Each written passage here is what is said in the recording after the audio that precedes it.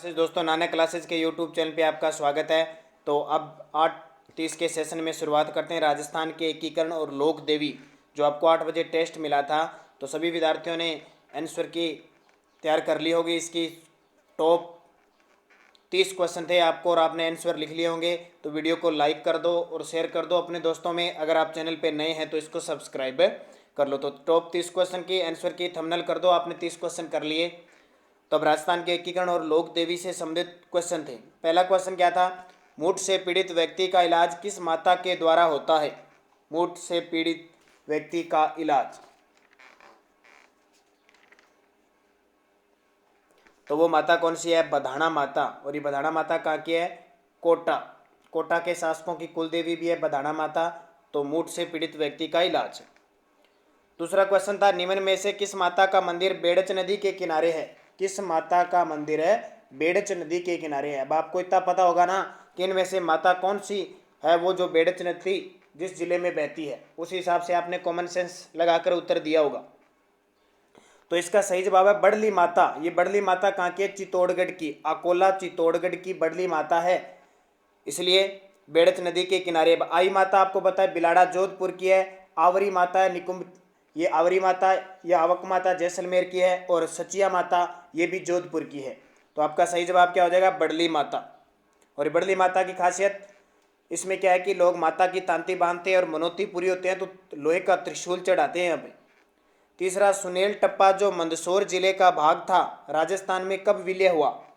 तो सुनेल टप्पा मध्य प्रदेश के मंदसौर जिले का भाग था, राजस्थान में कब हुआ? तो इसका सही जवाब है आपको पता है अंतिम चरण था और सब रियासतें मिलने के बाद दो क्षेत्रों का सिस्टम था। सुनेल टप्पा तो किसको दिया गया? राजस्थान को दिया गया, बल्कि राजस्थान के झालावाड़ का सिरोंज क्षेत्र किसको दिया गया? मध्य प्रदेश को। तो ये लास्ट अंतिम बात होती है 1 नवंबर 1956 की। चौथा, राजस्थान के एकीकरण प्रक्रिया के समय मत्स्य संघ की वार्षिक आय कितनी थी? ये क्वेश्चन पिछले साल पटवारी प्री के अंदर पूछा गया था। मत्स्य संघ की वार्षिक आय कितनी थी? तो ध्यान रखना 184 लाख रुपए वार्षिक आय थी। 290 लाख रुपए दूसरा चरण था। जो दूसरा चरण कौन सा था? पूर्व राजस्थान या राजस्थान संघ जिसको कहते हैं, 25 मार्च 1948 वाला वो था। और तीसरे चरण की जो आय थी 324 लाख रुपए। तीसरा चरण संयुक्त राजस्थान जो 18 अप्रैल 1948 को गठित हुआ था। ये 3 एकीकरण के अंदर दिया हुआ है, तो तीनों याद रख लेना। ये तो पूछा जा चुका एग्जाम में, तो ये भी पूछा जा सकता है। 5 नंबर, भोपों की कुल देवी मानी जाती है। भोपों की कुल देवी मानी जाती है। तो आज भी आपको पता है आज खास दिन है, वैशाख पूर्णिमा है आज, यानी जिसको बुद्ध पूर्णिमा भी कहते हैं। इस दिन हरिद्वार, गंगा, यमुना जहाँ त्रिवेणी संगम बनते हैं वहाँ पे स्नान करना बड़ा पवित्र माना जाता है। लेकिन बड़ी विडंबना की बात है कि आज कोरोना वायरस के कारण कोई भी अलग अलग क्षेत्रों में नहीं जा सकता। तो वैशाख पूर्णिमा यानी बुद्ध पूर्णिमा, इसी दिन महात्मा बुद्ध का जन्म हुआ था, ज्ञान भी प्राप्त हुआ था इसी दिन और निर्वाण भी इसी दिन प्राप्त हुआ था। तो भोपों की कुल देवी है वाक्कल माता। शायद आपके दिमाग में होगा विरात्रा माता, तो इसी माता को क्या कहते हैं? विरात्रा माता कहा जाता है। वाक्कल माता या विरात्रा माता चोटन बाड़मेर की है और गर्दन थोड़ी टेढ़ी होने के कारण इस देवी का नाम क्या पड़ा? वाक्कल माता पड़ा, ध्यान रखना। धौलागढ़ माता का मंदिर अलवर में है, मनसा माता का मंदिर झुंझुनू में है और लक्ष्मी माता ये स्पेशल कोई मंदिर नहीं है। नकटी माता का मंदिर कहाँ स्थित है? नकटी माता, तो नकटी माता का जो मंदिर है वो जय भवानीपुरा जयपुर के अंदर है। ध्यान रखना गुर्जर प्रतिहार कालीन ये मंदिर है, तो इंपॉर्टेंट नकटी माता। बदनौर में किसका मंदिर है? कुशाल माता का। और भीनमाल में किसका मंदिर है? सुंदा माता का। और चोटन बाड़मेर में किसका मंदिर है? विरात्रा माता या वाक्कल माता का। कंजर समाज की कुल देवी का मंदिर किस जिले में है? कंजर समाज की, नाम सुना होगा, कंजर का नाम आते ही आपके दिमाग में जाएगा कोटा क्षेत्र में सबसे ज्यादा कंजर रहते हैं। ध्यान रखना कंजर समाज की कुल देवी सवाई माधोपुर में है। और माता कौन सी है? चौथ माता, जिनका मंदिर चौथ का बरवाड़ा सवाई माधोपुर में है। और इनका मेला लगता है करवा चौथ के दिन।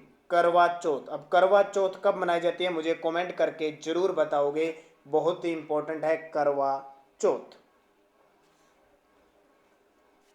8 नंबर देखिए, पृथ्वीराज चौहान के दरबारी कवि चंद्रबरदाई के इष्ट देवी है। पृथ्वीराज का दरबारी कवि और मित्र था चंद्रबरदाई, उनकी इष्ट देवी। तो ध्यान रखना, चामुंडा माता है। कौन सी? चामुंडा माता इनकी इष्ट देवी है। पृथ्वीराज चौहान की भी है और चंद्रबरदाई की भी है, दोनों के दोनों ध्यान रखना।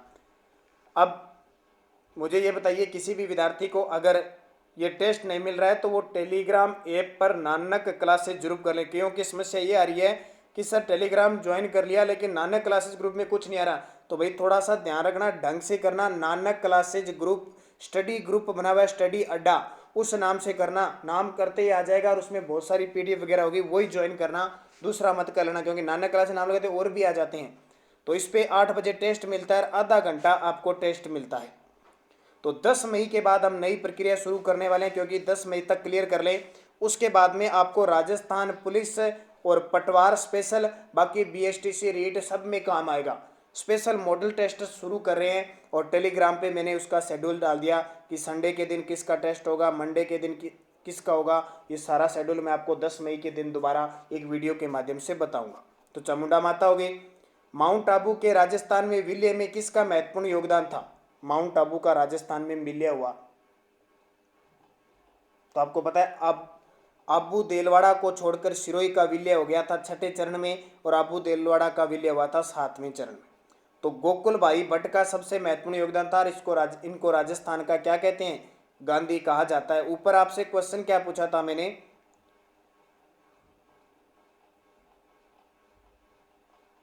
तो मैं आगे बताऊंगा आपको कौन सा क्वेश्चन पूछा गया था। 30 मार्च 1949 को संयुक्त राजस्थान में 4 बड़ी रियासतों का विलीनीकरण के बाद राजस्थान का गठन हुआ। ये रियासतें थी। तो ये राजस्थान का एकीकरण कम से कम 4 से 5 बार मैं मुख्य तथ्यों के साथ वीडियो दे चुका हूँ। तो 4 कौन कौन सी थी 30 मार्च 1949 को? तो जोधपुर, बीकानेर, जयपुर और जैसलमेर, ये 4 रियासतें मिली थी।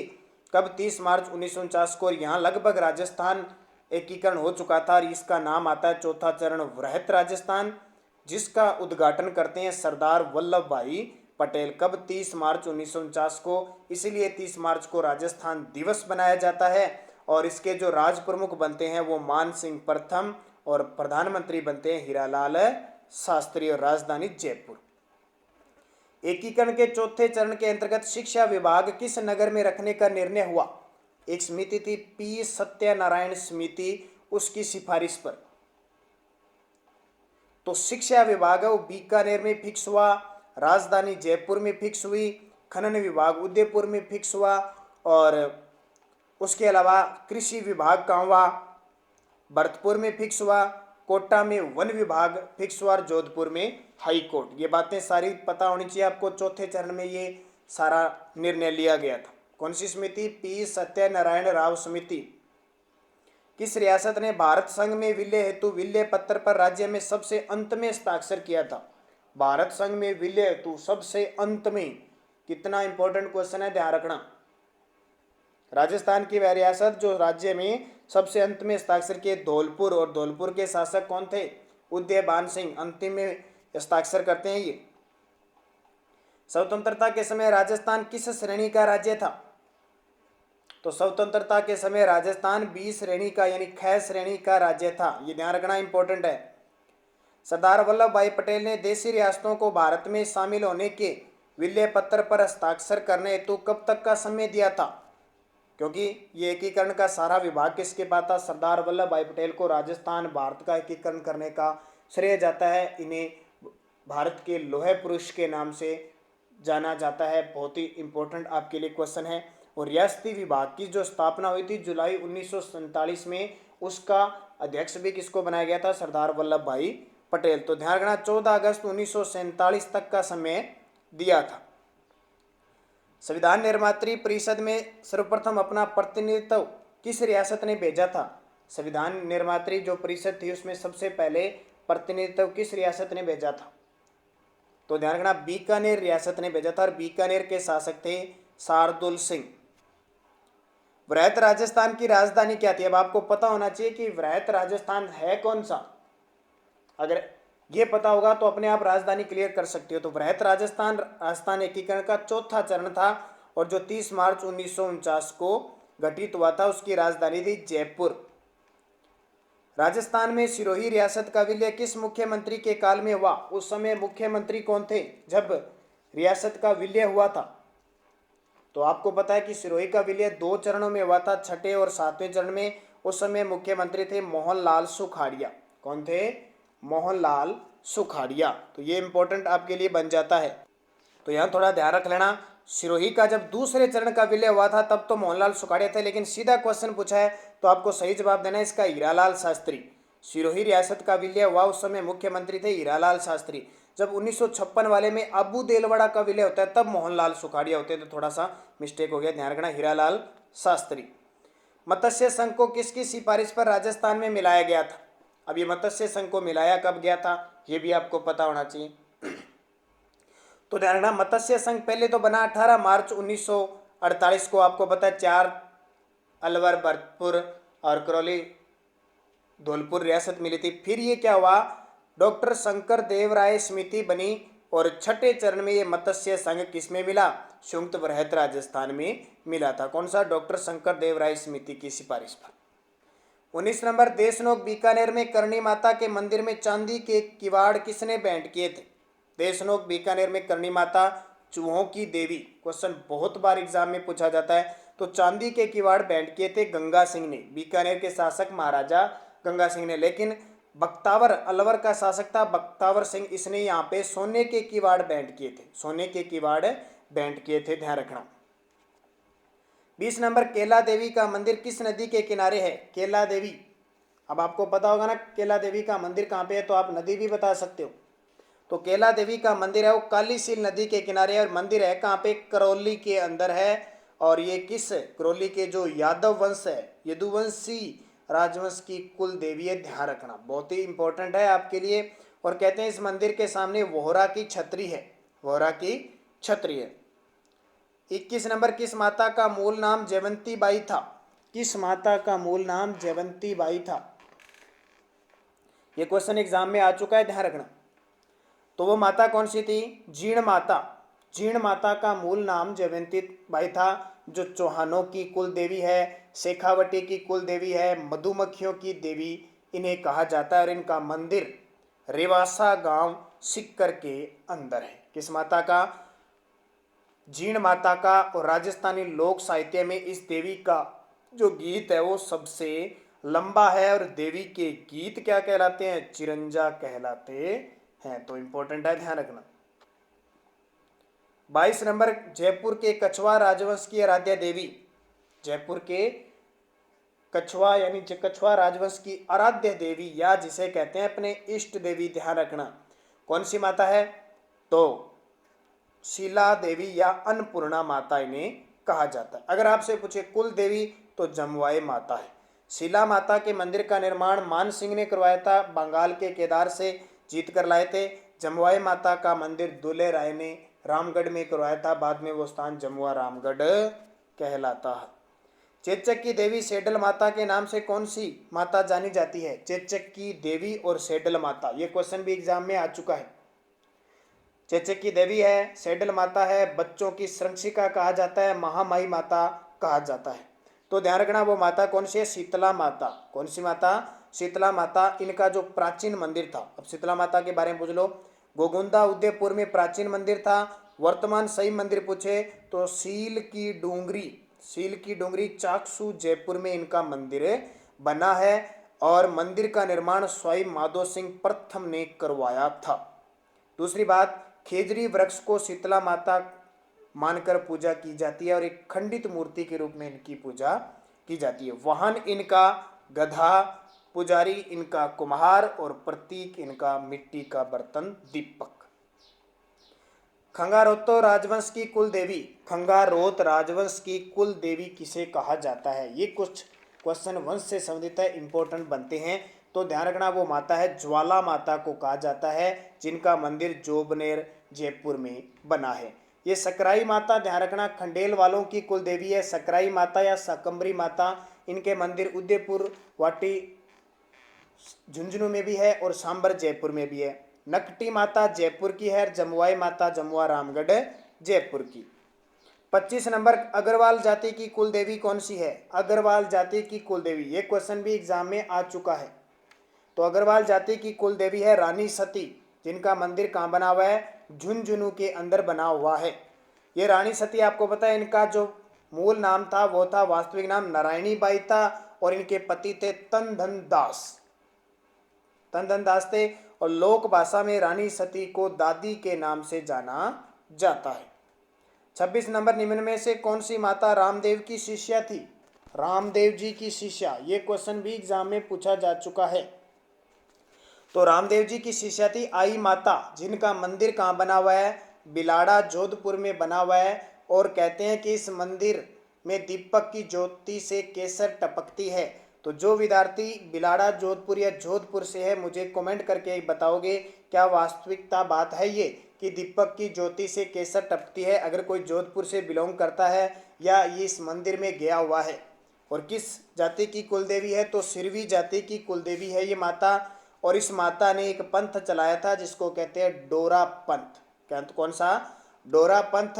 और माता का जो थान है वो बडेर कहलाता है, थान बडेर कहलाता है। और इनकी जो मंदिर है उसको दरगाह कहा जाता है। इसके अलावा आई माता का एक प्रश्न और बनता है। आई माता रामदेव जी की शिष्या थी और इनका मूल नाम था, बचपन का नाम जीजी बाई था। 27 नंबर, मारवाड़ के राठौड़ वंश की इष्ट देवी। मारवाड़ के राठौड़ वंश की इष्ट देवी, तो ध्यान रखना इष्ट देवी या आराध्य देवी एक ही बात होती है। चामुंडा माता है, जिनका मेन अब मुख्य मंदिर बना हुआ है मेहरानगढ़ दुर्ग जोधपुर में। आपसे पूछे राठौड़ वंश की कुल देवी, तो नागणेची माता, जिनका मूल मंदिर नागाना गांव बाड़मेर में है। और आपसे पूछे करनी माता कौन है? तो बीकानेर के राठौड़ों की इष्ट देवी है, ध्यान रखना। अब मुझे कमेंट करके बता दो मेवाड़ की कुल देवी, मेवाड़ वंश के यानी गोइलों की सिंसोदिया वंश की कुल देवी कौन है? जल्दी से कमेंट करके बताइए। 28 नंबर, कल्ला जी राठौड़ की कुल देवी। कल्ला राठौड़ की कुल देवी कौन सी है? तो कल्ला राठौड़ की कुल देवी है नागणेची माता, ध्यान रखना। कल्ला जी राठौड़ आपको पता है शेषनाग के अवतार माने जाते हैं, 4 हाथों वाले देवता। कुशलगढ़ ठिकाना राजस्थान में कब शामिल किया गया था? कुशलगढ़ ठिकाना तो बढ़िया तरीके से पढ़ा करो। जो टॉपिक दिया जाता है उसको पहले पूरा दिन होता है आपके पास, अध्ययन किया करो। फिर टेस्ट देते हो तो नोटबुक में उसके क्वेश्चन आंसर उतार लिया करो, फिर इस वीडियो में मिलाकर मुझे लास्ट में बताया करो। क्योंकि टेस्ट देने के बाद आपके पास आपका रिजल्ट होना जरूरी है कि आप कितनी तैयारी में चल रहे हो। तो देखो कुशलगढ़ ठिकाना बांसवाड़ा के अंदर था। तो ये 25 मार्च 1948 को मिला था, जब ये 9 रियासतें मिली थी। 30 नंबर, 18 अप्रैल 1948 को गठित राजस्थान के राज्य प्रमुख कौन बनाए गए? यानी राज्य प्रमुख मतलब राज प्रमुख कौन बनाए गए? तो 18 अप्रैल 1948 को कौन सा चरण हो सकता है? ये देखिए तीसरा चरण। तो तीसरे चरण में राज प्रमुख कौन बताए? मैंने सूत्र बहुत बार बता रखा है, उसो बीगो बूमा। तो बूमा में कौन आता है? भोपाल सिंह। और भोपाल सिंह कहाँ के शासक थे? उदयपुर के महाराणा भोपाल सिंह थे, तीसरे चरण। तो ये थे 30 क्वेश्चन। और कल का टॉपिक देखिए 8 मई, राजस्थान की जनजातियां और प्राचीन सभ्यता से संबंधित इंपॉर्टेंट पर्सन। राजस्थान की जनजातियां और प्राचीन सभ्यता। तो मुझे जल्दी से बता दीजिए कितने क्वेश्चन सही हुए। और दूसरा, बहुत सारे विद्यार्थी मांग करें कि ज़्यादा क्वेश्चन बढ़ाए जाए, तो आपके लिए खुशखबरी है, 2 टेस्ट और रह गए हमारे। उसके बाद में सोमवार से हम स्टार्ट करें एक स्पेशल शेड्यूल राजस्थान पुलिस पटवार बीएसटीसी। हालांकि सबके काम आएगा, लेकिन फोकस बिंदु राजस्थान पुलिस पटवार। जैसे सोमवार को आपको रीजनिंग के 30 क्वेश्चनों का टेस्ट मिलेगा, मंगलवार को आपको जो टेस्ट मिलेगा वो कंप्यूटर के 30 प्रश्नों का टेस्ट मिलेगा, बुधवार को राजस्थान पुलिस के लिए महिला व बाल विकास के 10 प्रश्न मिलेंगे, बृहस्पतिवार को आपको मिलेंगे राजस्थान पुलिस में बी पार्ट में और पटवारी में भी आते हैं science, Rajasthan India geography, India history, India political. और उसके बाद में आपको मिलेंगे शुक्रवार को जो टेस्ट मिलेगा वो राजस्थान जीके का, जो राजस्थान पुलिस में 45 प्रश्न आते हैं, तो वो बीएसटीसी, राजस्थान पुलिस पटवार सब में इंपॉर्टेंट रीड में होगा। और शनिवार के दिन हमारी छुट्टी हो गई और संडे के दिन आपको स्पेशल 100 प्रश्नों का Rajasthan GK plus India GK plus computer वगैरह सब की class 100 question top model test paper मिलेगा। तो ये लगभग हम क्लियर कर चुके हैं, अब वो करेंगे। उसके लिए अगर सहमत हो तो टेलीग्राम पे भी मैंने लिंक, सारा सिलेबस डाल दिया, सारा शेड्यूल स्पेशल डाल दिया। वैसे सीधा आपको कहीं से भी क्वेश्चन आ सकता है, जैसे रीजनिंग के महिला बाल विकास के कंप्यूटर के कहीं से आता है, सिर्फ आपको टेस्ट देना है। और अगर आप कहो तो पहले उपलब्ध हो जाएगा और उसके बाद भी आपको आंसर की मिल जाएगी। जैसे आपकी इच्छा होगी वैसे ही वो काम है किया जाएगा। तो ये थे मोस्ट इम्पोर्टेंट क्वेश्चन। धन्यवाद। जय हिंद, जय भारत।